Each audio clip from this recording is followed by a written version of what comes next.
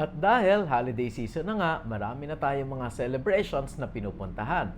Just a friendly reminder from your Heartbeat Doc para maiwasan natin ang isang kondisyon na tumataas sa mga ganitong panahon. Iyon ay ang Holiday Heart Syndrome. Ang Holiday Heart Syndrome ay ang pagkakaroon ng abnormal heartbeat na ito ay matulin at irregular at tinatawag naming atrial fibrillation pagkatapos ng alcohol drinks.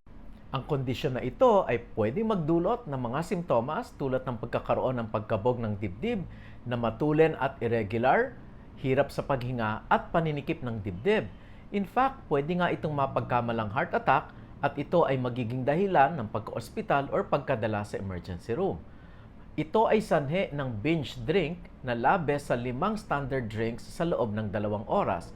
Ibig sabihin, 5 bote ng standard drink ng beer, 5 shots ng hard drinks, o kaya naman ay 5 servings na tigwa 150cc ng wine. Pag ito ay na-take ng less than 2 hours, ito ay considered na matulin, ito ay pwedeng mauwi sa Holiday Heart Syndrome.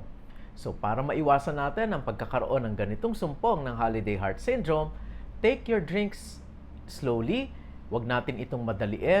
Best na i-enjoy natin ito at yung 5 drinks ay wag nating inumin kaagad sa loob ng 2 oras. Ang pagkain din, while taking your alcoholic drinks, ay makakadelay ng absorption sa alcohol at pwedeng makaiwas sa Holiday Heart Syndrome.